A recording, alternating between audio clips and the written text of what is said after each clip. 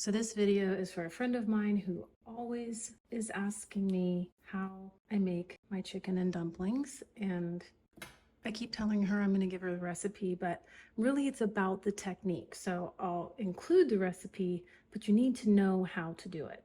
So for this batch of dumplings, we're going to have 4 cups of all-purpose flour.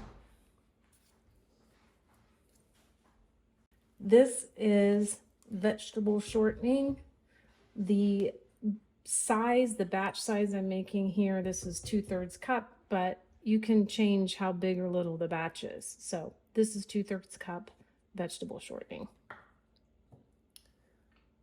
Salt, this is like a teaspoon or a little bit more salt. And baking powder, just a little bit, but it makes them nice and fluffy, but not like too fluffy. So I put all of that together first and then put it in the mixer and let it go to town. I want the vegetable shortening to totally blend into the flour before I add any of the wet ingredients. So while it's doing that, let me show you what I have on the stove. Here in a deeper pan, I have the homemade, well, the chicken that I can at home. And this is a quart jar of my canned chicken breast. And I have one of the big cartons of chicken stock in here, and then just salt and pepper. And sometimes I put onion or, even minced dried onion in, but you really don't have to do much besides salt and pepper. And while I'm mixing up the dough, I go ahead and get this sort of simmering. So when I dump those dumplings in, I'm going to want that bubbling, not a hard boil, but you definitely need it bubbling.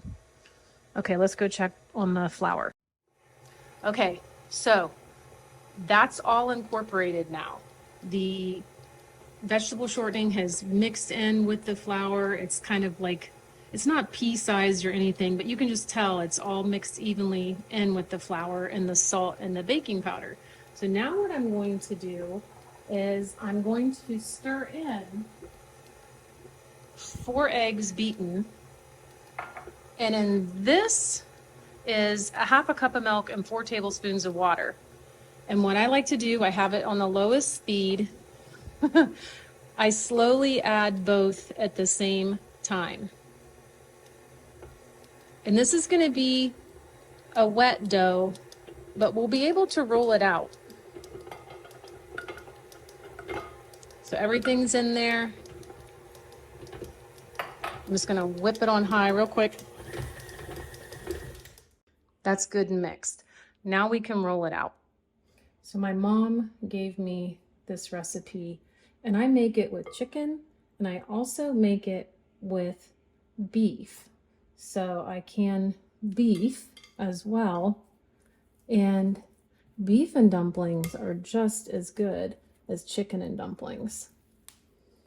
Okay, let me get rid of this. So I'm going to get the mixer out of the way and prepare the counter so we can roll it out. Okay, take off your rings because it gets messy. You need a lot of flour on the counter.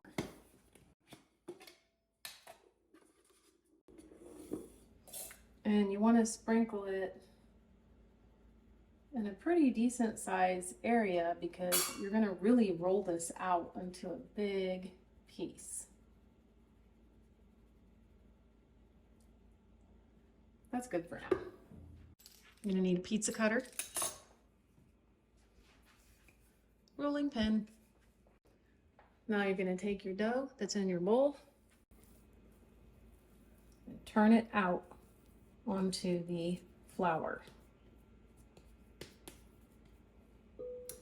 By the way, this is really what I'm making for dinner tonight.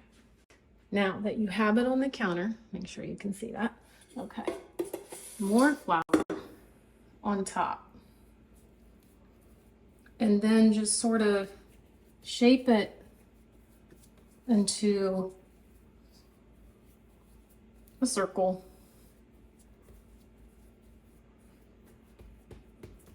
and more flour.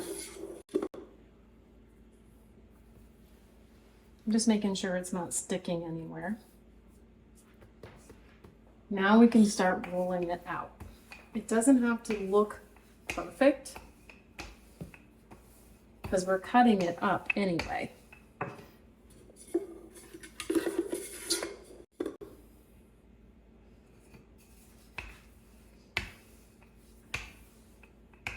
So this batch will feed like 4 of us in the house, and there'll be some left over for the next day.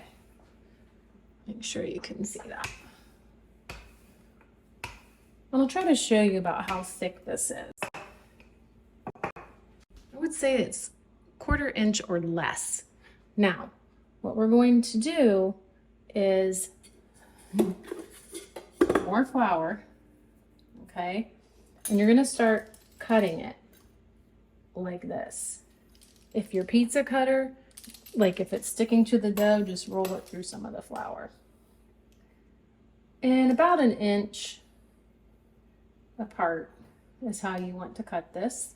We're going to go all the way this way, then the other way. So when I was a kid, my mom made this all the time with chicken or beef, but she did not call it dumplings. She called it pot pie. I don't know. So when I got married, my husband did not know what I was talking about when I said I was making chicken and pot pie or beef and pot pie, because that meant something else. So I started calling it by its proper name, which definitely is a dumpling. Now, I don't know if this recipe came from my mom's side of the family or if my mom learned how to make it from my grandma, my dad's mom. Okay. This is ready to put in the pot.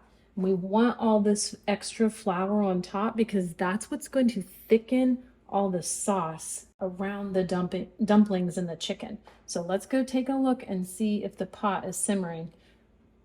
I may have to wash my hands. It's simmering. Okay, so what we're gonna do in the simmering pot is I'm just gonna start kind of scooping up these dumplings, just like this. Let me take you over here with me.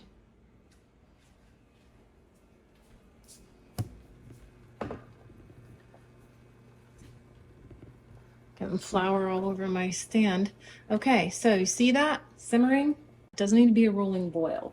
Now you're gonna take all those doughy dumplings and just start laying them in, making sure that they're separated, and the flour that's going in is what's thickening it up. I'm going to go get some more. I'm just going to keep adding them to the pot. Careful they splash, and it was a little hot. And now that this is really simmering, I might back it down a number on my stove because I don't want it to like boil too hard. Getting more dumplings. Okay. Just make sure you spread them evenly, so get around the edges. You don't want to pile them all up in the middle.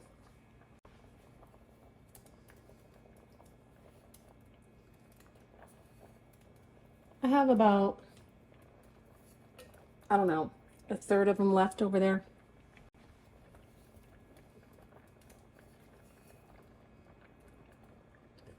One more load. Okay, this is the last of it. I'm making sure they go all around the edges. Okay, now what you're gonna do, you're not going to stir these. You're not gonna squish them, nothing like that. You're going to take the lid and you're gonna put it on. And you're not going to touch it. Not for at least 10 minutes. 10 minutes is good.